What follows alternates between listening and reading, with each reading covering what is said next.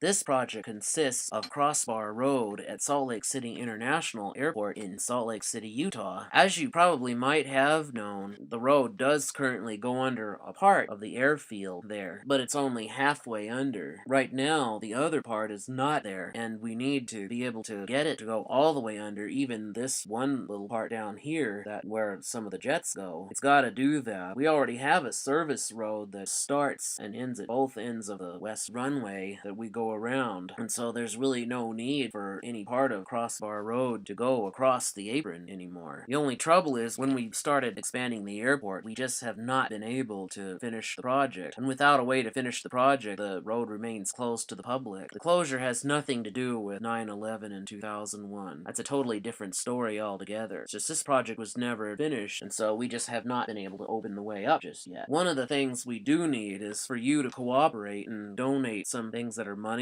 worth, or maybe donate some of your money to us so we can help finish that. We probably were going to get it finished, but one of the reasons why we can't get the grant to be able to do it is because we don't have enough construction workers to be able to do the job. Without enough of them to do the job, we can't actually finish it, and we can't have this open to people driving to other parts of the terminal, taking the shortcut. And it makes it hard because we have to go the long way to everything, and that's too much work for us all. However, if anything relates to 9/11, we, the U.S. citizens, need to take the time to see what we've been doing wrong in this country and apologize to the FAA for it. That'll help convince them that we can be trusted with things. But if you take a look at this one picture here, this is the south end of Crossbar Road. As you can see, Google Maps does not go on the ground level any further than where you see right here on the front. They can't even do so until the project is sure to be done. When the project is done, people will get to see that underground tunnel. They'll get to go just about everywhere. They'll get to know their way around a lot better than they used to. And the same thing will happen here at the north end of Crossbar Road at the airport. This one will be open. The gate's been closed ever since the airport expanded, and it stays closed until they get a chance to change it. But eventually they'll be able to move the gate over to just the service road to the airport, and this one you can use in the public as much as you want. Right here on this page, however, it takes place in East Salt Lake, on the east side of 1300 East, and the north side of 21st South, and the south side of Sunnyside Avenue, and the west side of the Wasatch Mountains. Right here, as you can see, there is no street by the name of 1700 East between Logan Avenue and Emerson Avenue. This particular picture shows about the bridge that's in need of being built so that we won't have to go so far out of our way just to get between one neighborhood and another. We can actually just go straight across. 1700 East could be a normal arterial through East Salt Lake between 900 South and 2700 South, just like that. We just don't have the money right now to be able to build the bridge, and we do need it because it's very important. And finally, here in the Rose Park neighborhood of Salt Lake County happens to be a tunnel underneath the Jordan River for 300 North. It makes more sense because if they could finish 300 North to Redwood Road, it would make it a lot easier for some people who actually drive up and down that way to get to work, so they won't have to go so far out of their way just to be able to get to work there. They can just go right in. Yeah, they can just drive right under. Being able to connect roads with a tunnel takes a lot of work, and it does cost a lot of money, and until we have the money, we can't do it. And we can't get the money until we have enough construction workers, and we can't do that, get enough construction workers, until we know enough people can succeed in school to be able to manage it. And we can't do that until we're sure that they have the neurophysical skills. And that we can't do until after we're sure that neurophysiology is important. That's how we would be able to get the money to be able to finish these projects. While this is in the process, though, we'll donate some silver lids so that we can use them to help use them for money. Like, we're also donating gold tabs and shot needle caps, both white and orange, so that we'll be able to eventually make the money's worth to finish the project. So if you do that, we'll help you with anything you want. Maybe in about a couple of decades, we should have a good job working, and then we'll be able to do construction work and get things done like normal again, because you live on artificial abilities to replace what you didn't get naturally, and you have a better chance of succeeding at school than if you don't. And just keep in mind, you don't know anything about this for an answer, because that is the response of greed. You just want it all for your own uses, and that's wrong. Matter of fact, that behavior is not adaptable and needs to be stopped.